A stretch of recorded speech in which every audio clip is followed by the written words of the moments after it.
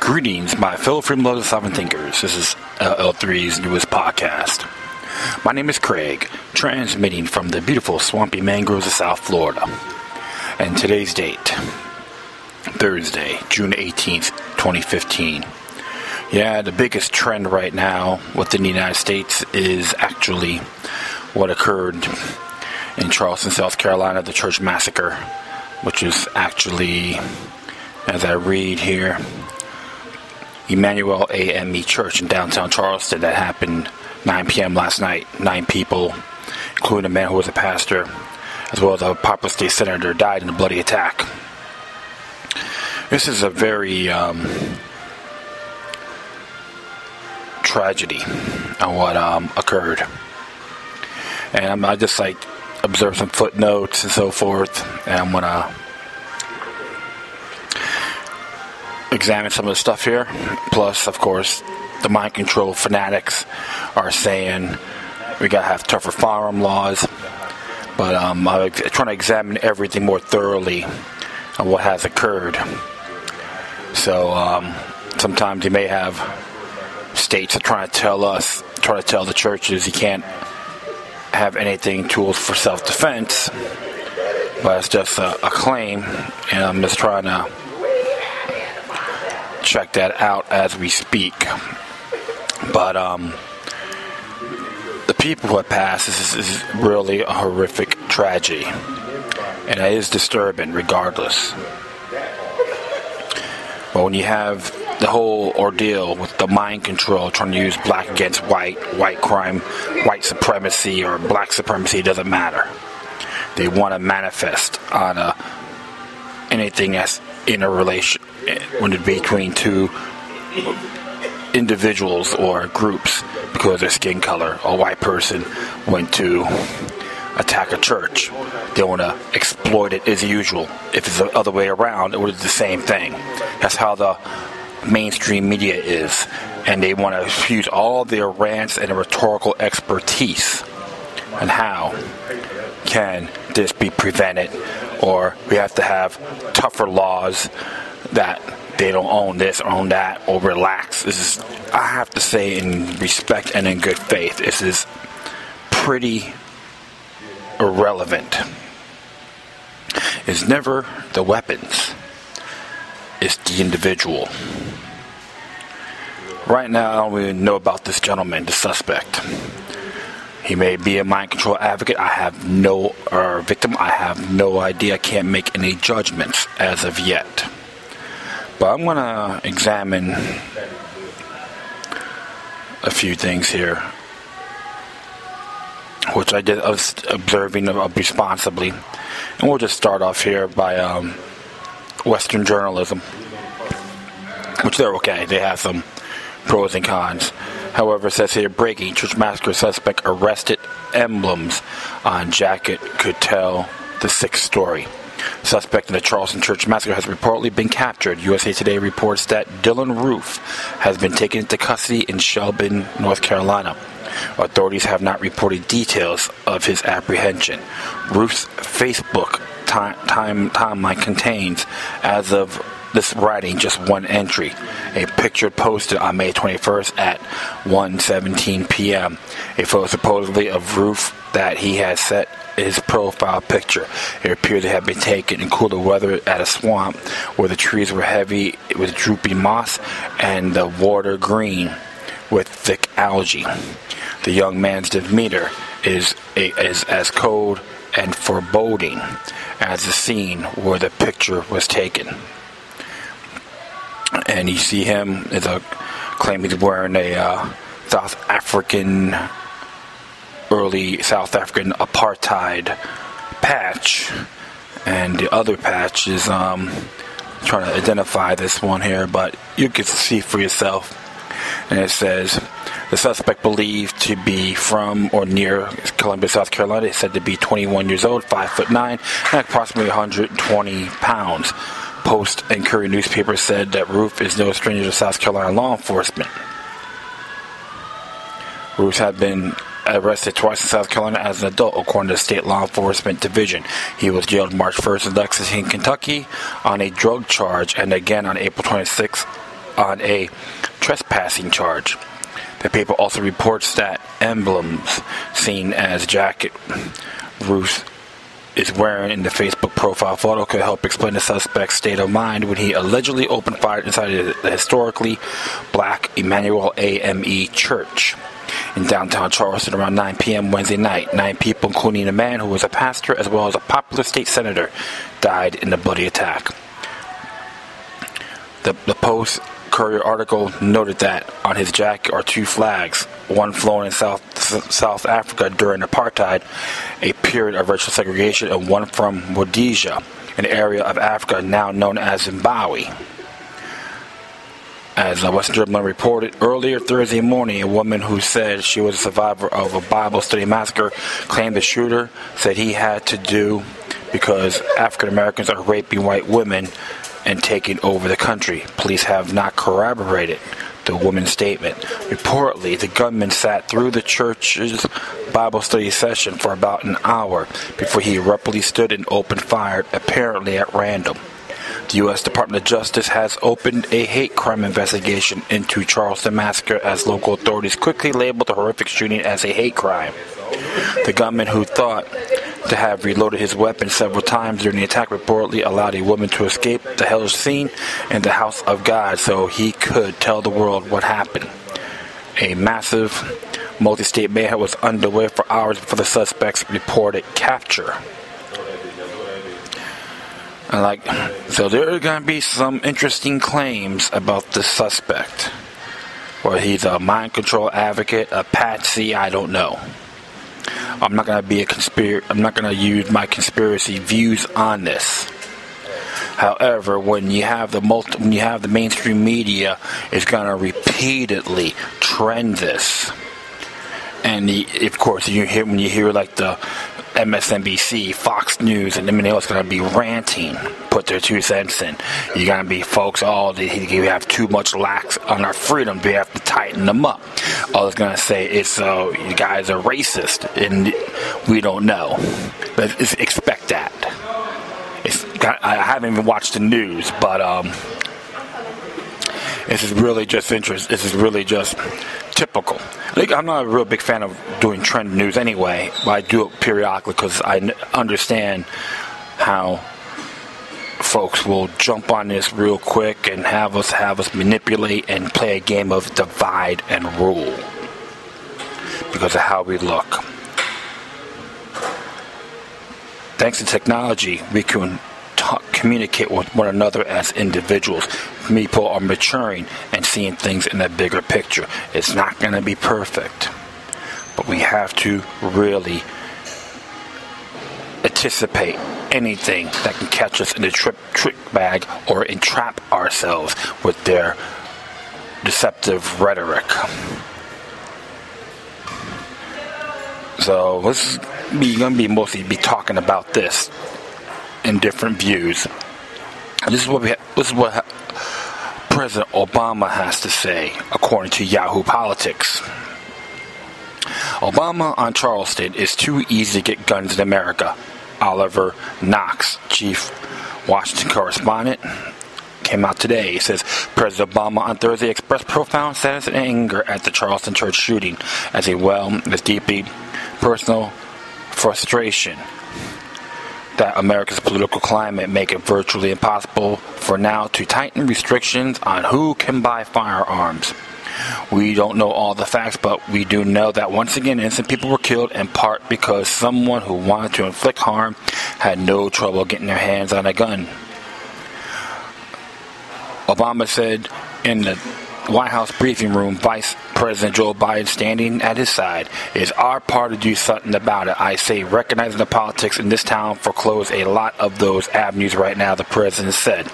But it'd be wrong for us not to acknowledge it.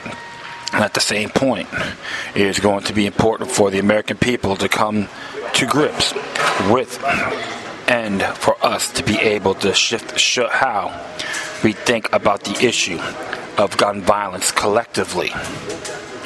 So, when he says gun violence collectively, anyone that owns a firearm, regardless of your race, color, creed, sexual orientation, etc., should be punished on your natural-born rights. I will proceed here. Throughout Obama's remarks, Biden stood grim-faced, his hands clasped in front of him, fingers laced with an expression of grief on his face. Vice President, whose elder son died of cancer earlier this month, looked worn. It was Obama's 14th statement on a mass shooting since taking office, according to CBS News' Mark Collner, the closest thing to a presidential records keeper in the White House press corps. I have to make statements like this too many times. Communities like this have to endure tragedies like this too many times, Obama said. Now, this time for mourning and for healing, but let's be clear, at some point, we as a country will have to reckon the fact that this type of mass violence does not happen in other advanced countries. It doesn't happen in other places with this kind of frequency, he said. The president has previously called the massacre of children in Newton, Connecticut, the worst day of my presidency, and the failure of lawmakers in the aftermath to adopt a modest package on restriction on guns, probably the most disappointing moment I've had with Congress. And I'm gonna read more here. But his remarks on Thursday suggested that he has become resigned to the political reality that legislative action is not possible for now, in the face of opposition from Republicans who hold both houses of Congress, as well as from some Democrats. And I will make this clear about Newton. According to FBI.gov, the murder rate in Newton in the year 2012 was 0. I did address this on my archives. You probably have to look it up, do a little digging. But definitely look up FBI.gov and under 2012 and look at Connecticut, I think it's called Tablet 8, and look under Newton. 0 murders. Okay? And it's a shame, don't get me wrong, that a little over 11,000 people, 11, 12, 13,000 people died by firearms in this country. However, over 2.5 million honorable people use it to defend themselves, family, loved ones, property, etc. I know I stressed this a few times. Which odds do you prefer? And in good faith, even the Christians have a duty to defend their family and their loved ones when it's necessary. Dialing 911 is not the answer, because the police have sovereign immunity toward it. You can look it up. You can see, go to my past archives. I have addressed this before. In addition, they say this person may be sick. Is this gentleman under psychotropic drugs? Is this man a mind control victim? The alleged suspect, the assailant. Not defending him, but there have to be questions, unanswered questions, that needs to be revealed. And like I said, I just had to do a little homework on this. And I just find it really, I get really curious. Oops, wrong one. Shoot. Let's get this one here. I think I made a mistake. I gotta head back. One moment. Sorry about that. Right there. So, and I'm trying to find out what the handgun laws in South Carolina. However, I'm going to add that to my footnotes as well for South Carolina. You guys could look it up yourself. So, yeah, I'm going a little back and forth here, so bear with me. And this is another one too from Government Rag, which I get her periodically. And it's George Freund, contributing writer, and it's entitled "Hate Crime or Assassination." It is by Detective George Freund. Came out today, and it reads here: another mass shooting rocks the nation. A lone assassin attends a church service in Charleston, South Carolina. The church is infamous with a history that goes back 150 years to the era of the Civil War and slavery. However, Emanuel African Methodist Episcopal Church is still the center of the controversy today. Its pastor, Clementa Pinckney, and state senator, was a primary victim. We are immediately told the motive for the crime. It was a hate crime. However, leaping to conclusions is not the hallmark of a proper investigation. It usually means evidence is fitted to suit the theory. Clementa Pinckney was well known as an activist in police abuse issues. Pretty interesting. He paved the way for police body cameras and led protests in the shooting deaths of Walter Scott. He just attended a fundraiser for Hillary Clinton's campaign. I have to disagree with him on that, but may still be forever free. Could there be another motive for the murder? What if the rising police state murdered Pastor Pinckney in the quest for a new world order? Civil rights are trampled. Second Amendment is threatened. The power structure gets a campaign boost far and away more valuable than whatever cash contributions Clementa could muster while alive. As a martyr, the funds and spins could decide the White House race. None dare call conspiracy. And there's a photo. The victim, Clementa Pinckney, has been confirmed as one of the dead who was killed when the man opened fire.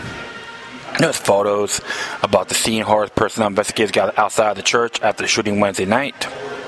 Police investigation stands outside the Emanuel AME church after gunmen opened fire, killing 9 people and a Bible study group. Morning, Cyrus Cox from North Charleston hold up a sign and prayer vigil down the street from the Emanuel AME church. The question is why. The answer was already manufactured.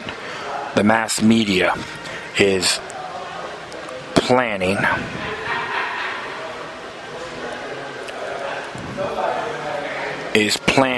the seeds in your mind around the world. It was a hate crime. The lone assassin was responsible. Someone gave him a gun for his birthday. The Second Amendment is an accessory. Senator Clinton will rise from the ashes and lead us to salvation. The police state will preserve. Cui bono. Case solved. Cui bono Latin means who benefits. And there's a photo of the suspect.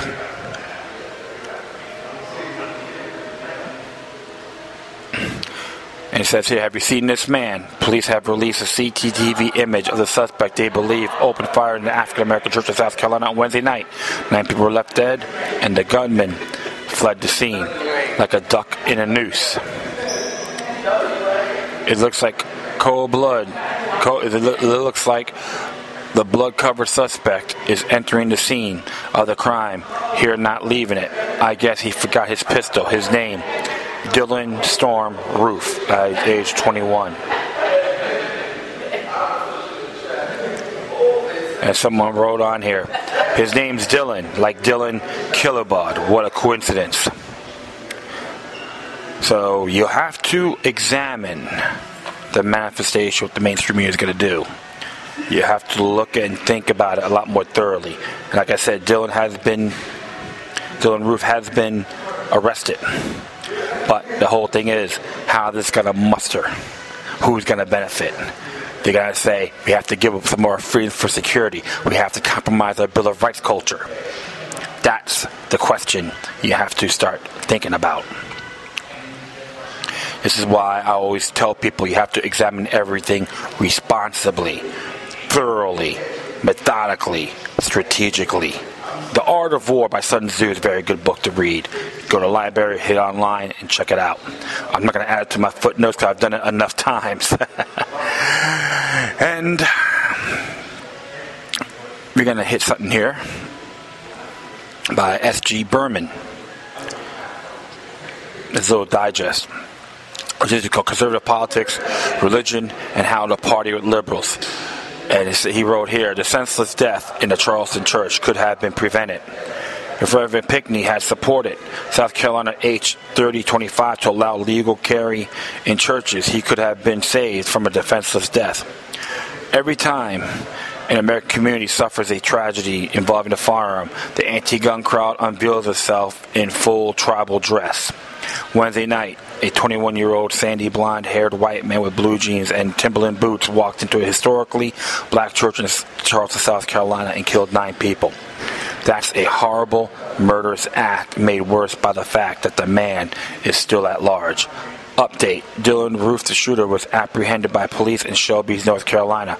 I'm glad they got him, and I'm glad there will be an opportunity for justice, but it's sad that it wasn't stopped before it happened. New York Times reported South Carolina Governor Nikki Haley's statement about the tragedy. While we do not yet know all the details, we do know that we'll never understand what motives anyone to enter in our place of worship and take the life of another, the governor said. Please join in lifting up the victims and their families with our love and prayers. And I have to respectfully agree with that completely. You have to keep these people in your thoughts. I will continue here. The Reverend Clemetta Pinckney was among those killed. Pinckney was a South Carolina state senator, a Democrat who served since 1998, was on the Corrections and Penology and Education committees, among others. His voting record indicates that he was not a supporter of expanding gun rights for South Carolina citizens. In 2014, he voted against Senate 308, which Haley signed into law, allowing concealed weapon permit holder carriers into restaurants to serve alcohol while preserving the restaurant owner's rights to ban individuals carrying firearms in their establishment. So the whole thing is, it's the property owner's decision, which is fair enough. And it says here, current South Carolina state law prohibits permitting individuals from carrying a weapon in a church. South Carolina Code Anno 21-31-215. This year, South Carolina passed H. 3025, which will have rescinded that prohibition.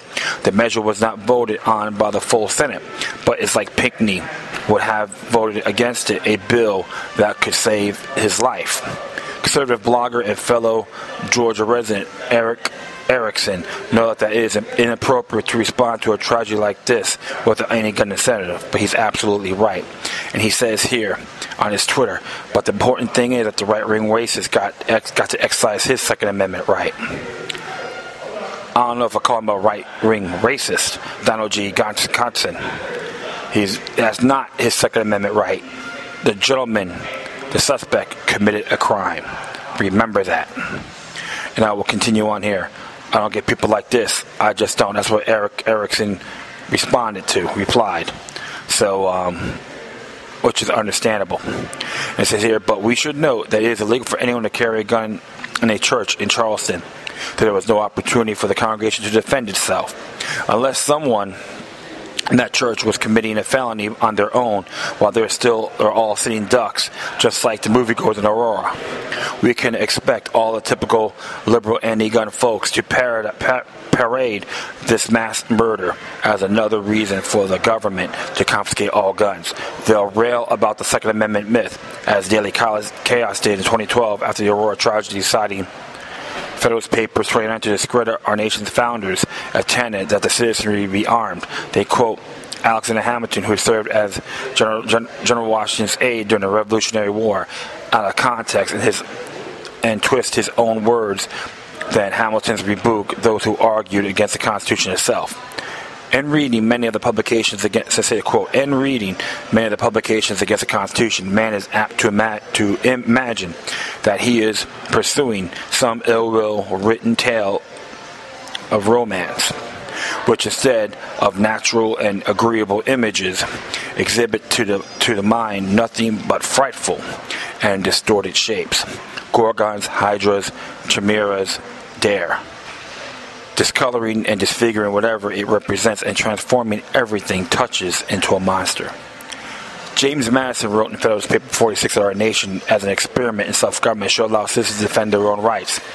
He made a statement here, quote, "Let us not insult the free and gallant citizens of America with the suspicion that they would be less able to defend the rights of which they would be in actual possession than the debased subjects of arbitrary power would be to rescue theirs from the hands of their oppressors. Let us rather no longer insult them with the supposition that they can ever reduce themselves to the necessity of making the experiment by a blind and tame submission to the long train of insidious measures which must precede and produce it." Which you have to say he's right. There is no right more precious than the right to own one's own life. In Georgia, where I live, Georgia weapons carry license holder may carry firearms in the church. In the absence of a church policy prohibiting firearms, or in the case of a policy by individual exception and permission. At my church, I know for a fact that some people are carrying firearms concealed on their persons. These people have permission to do so. They serve as citizens defending our rights. Were anyone to walk into a church when it's packed with worshipers with the intention of harming us, I am fairly certain that individual would be met with equal and neutralizing force. In other words, we shoot them dead. Were Pinckney allowed to see the carnage left by criminal attacking defenseless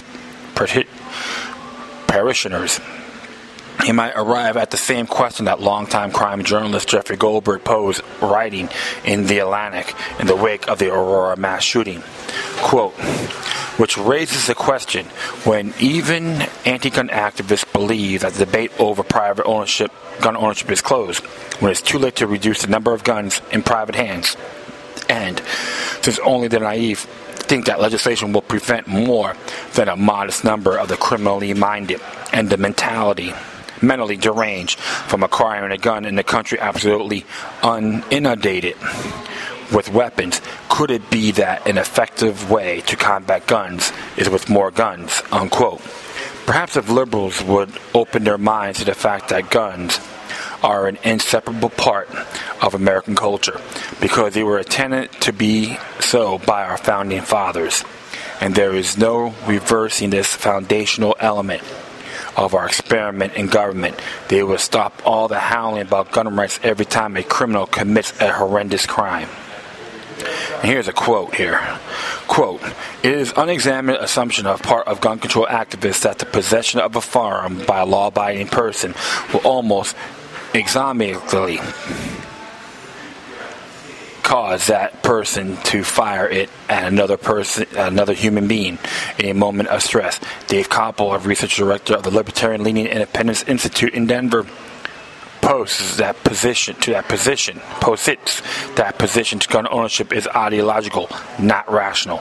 I use gay marriage as an analog, he said. Some people say they are against gay marriage because they think it will lead worse to outcome for kids. Now let's say in 2020 all social science evidence has it a kind of gay families turned out fine.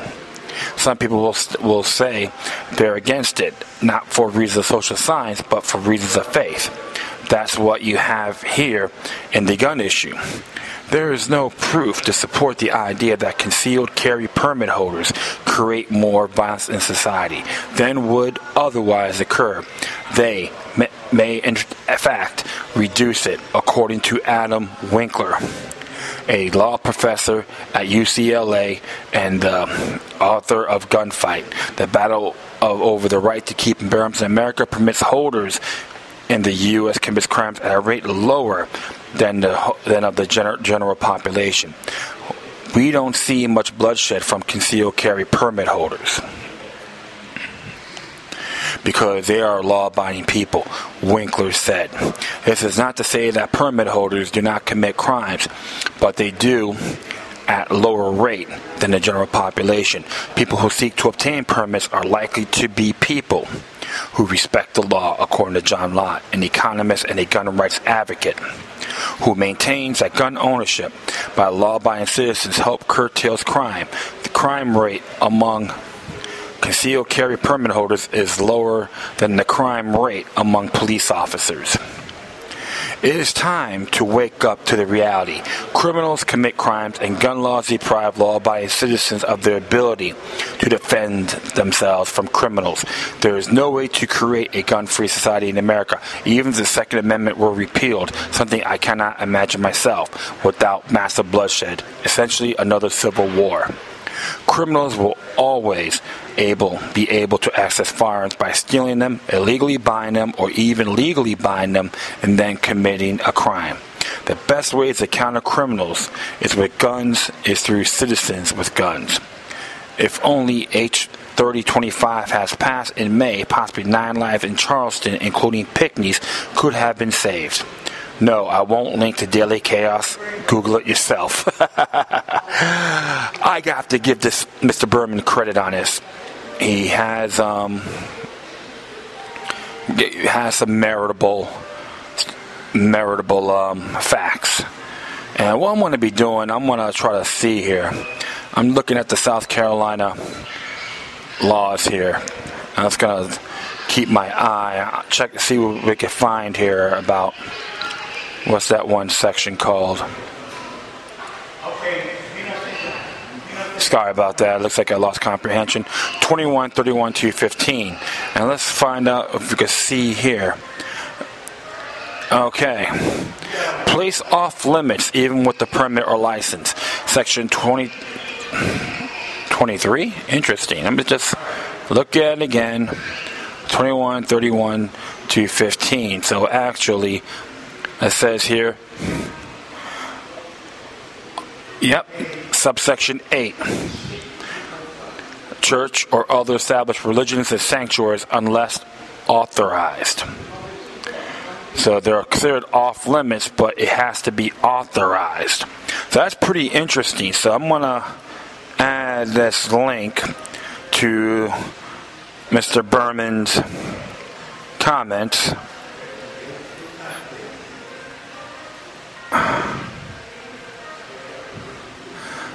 And I'm going to do this right now. Let him know in good faith, my friend. Could he...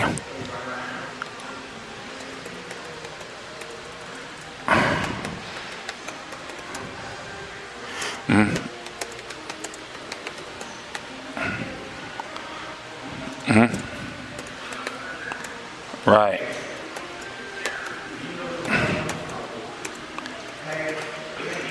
Firearms at churches, so...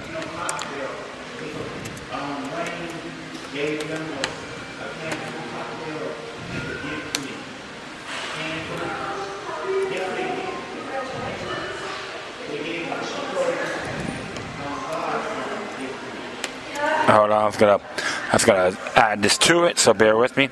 It's section...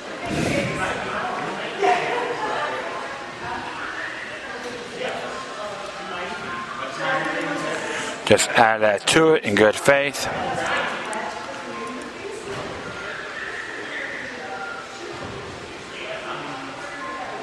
What the hell? Ah, shoot, I goofed. No problem.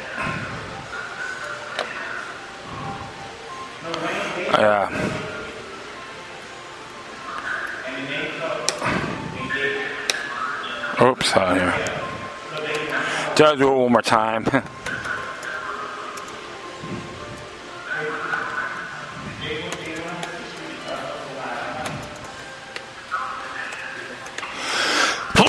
Sorry about that.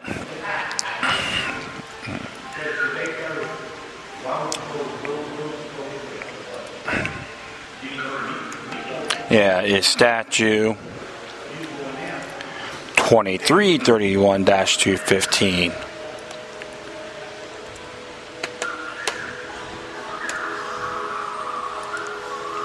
(31-215).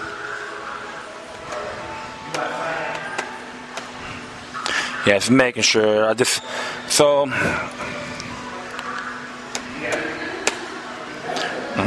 Yeah.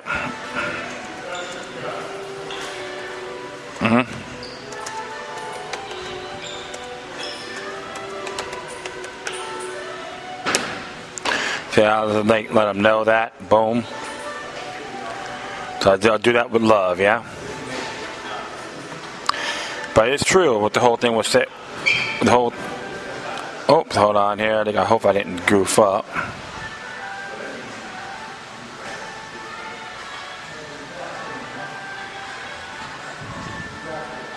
Cool. I just gave a little correction. I did it with love, but it's true. So it's right in there. So I'm gonna add that to my footnotes on the whole thing. And come on, what the heck? Shoot. There. I'm gonna add that to the link here for that.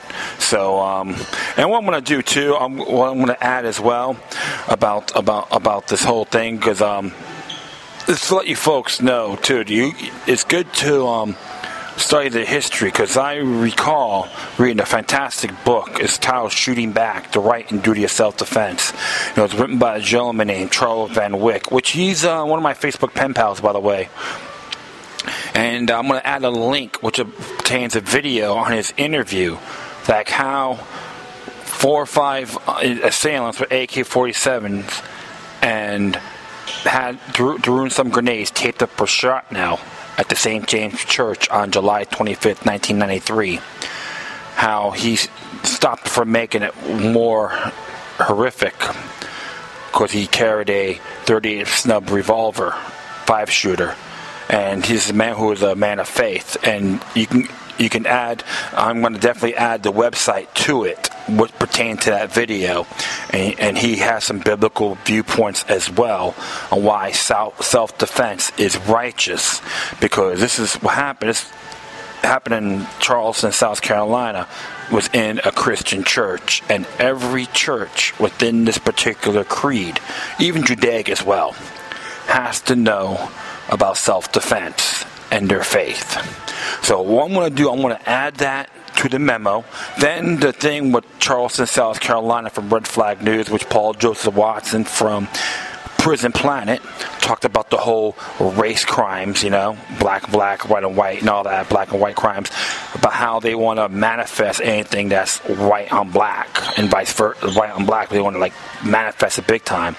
And the thing I'm going to add as well will be two clips from the JPFO, No Guns for Negroes and No Guns for Jews. I'm going to add this to my footnotes as well, so you can really just observe and go a lot further from these footnotes I'm going to add in there, okay? And I like to say, wish the loved ones, their heirs of the horrific event, put them in your thoughts and give them peace of mind, because I'm not saying they're bad folks, they're beautiful individuals. And have to question a lot more than what they're trying to address to us in the mainstream media. And may their souls be forever free. And that is really it, my friends. I'd like to thank everyone for taking the time to listen. Plus, feel free to download and share this throughout your social media network. If you have any questions, recommendations, send me information. Compliments, criticisms, love letters, hate letters. Please use it with decorum. You can hit me on Facebook, Twitter, Google+, Spreaker, or you can send your comments to iHeartRadio under Local Elected 33 or the 3rd. So you can't miss it. You can go to my Spreaker page. I have those listed in there as well. Or feel free to email me at LocalLuck3@gmail.com. Once again, thank you for your time. Plus, always remember that demoniac resistance is healthy for the soul and can liberate humanity. Until next time, take care of yourselves. Keep on spreading the love, and may your guardian spirits be with you.